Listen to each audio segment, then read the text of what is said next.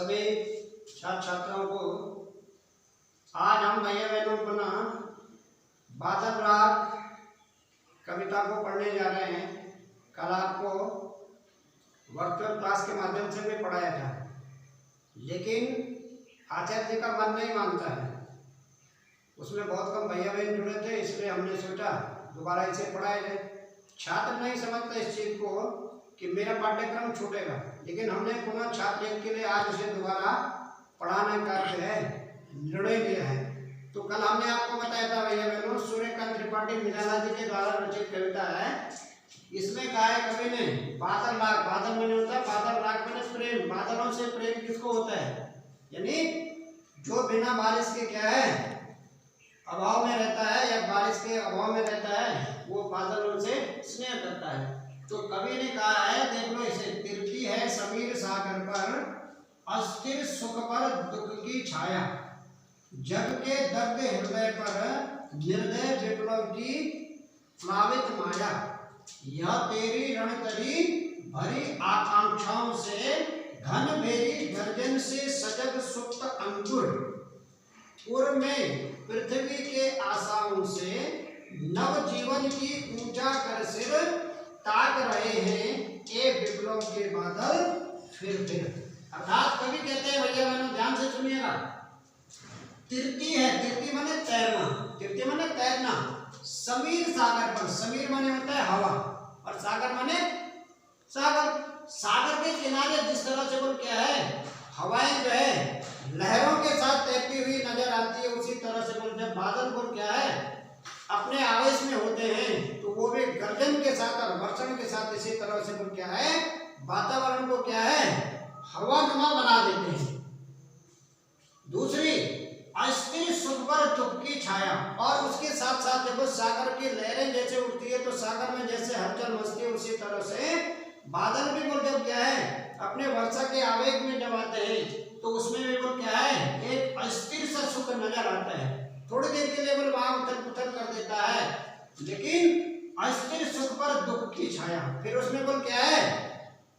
बादलों के माध्यम से बोल क्या है फिर क्या है दुख रूपी जो है छाया भी जो है उत्पन्न होती है। जैसे बरसात के समय में अत्यधिक तेज वर्षा हो जाती है ना, तो हम तो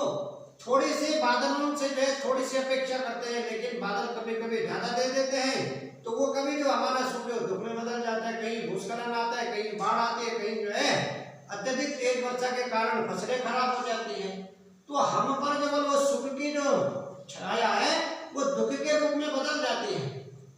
फिर भैया बहनों क्या कहा गया, जग के दर्द हृदय पर, जग माने संसार,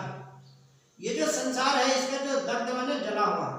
जिसका हृदय को क्या है जले हुए हृदयों में जो अग्नि जो शांत करने के लिए जो हम वर्षा को जो है वर्षा की अपेक्षा करते हैं, तो वो बल क्या है उसमें फिर क्या हो जाता है जो हृदय जले हुए हैं बिना वर्षा के जो तड़प रहे थे, लेकिन जब वर्षा हो गई तो उनके साथ फिर क्या होता है, देखिए निर्दय विप्लव की प्लावित माया, जो बल बादल है वो बल बादल फिर क्या बन जाते हैं निर्दयी बन जाते हैं। निर्दय माने जिसको दया नहीं होती, निर्दयी क्रूर भी कहते हैं, ठीक है। विप्लव की प्लावित माया, विप्लव का मतलब होता है जो विनाशकारी, जब बादल बरसते हैं तो वो वही बादल पर विनाशकारी हो जाते हैं, और उसकी प्लावित माया, प्लावित का मतलब होता है परिपूर्ण, वो बादल पर फिर क्या अपने साथ जो है बाढ़ और तेज तूफान आंधी आदि ले आते हैं। प्लावित का मतलब होता है बाढ़ से प्रभावित,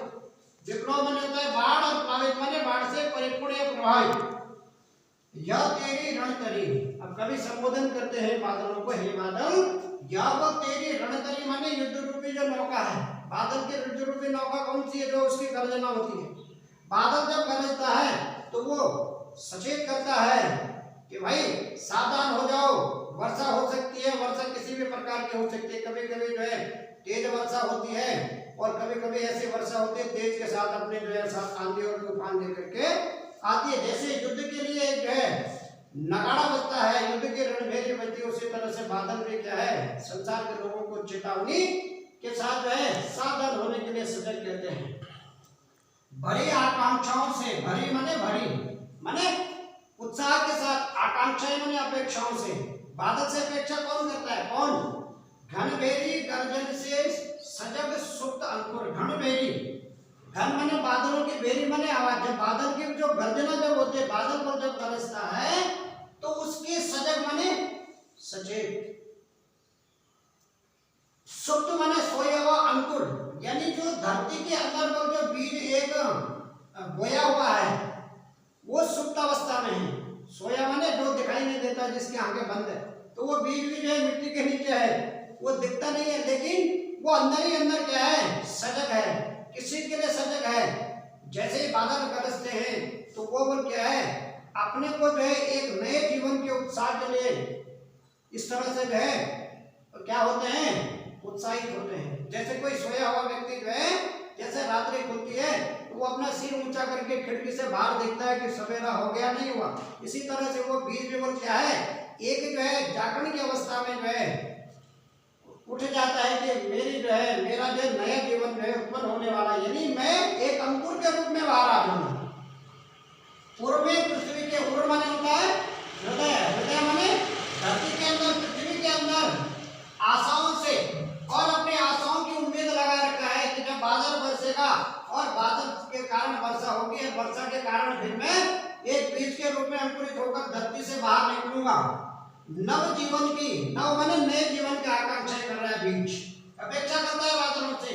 ऊंचा कर से, ऐसे लग रहा है। ये मानवीकरण किया गया है इसका, उसे बीज का मानवीकरण अलंकार है इसमें।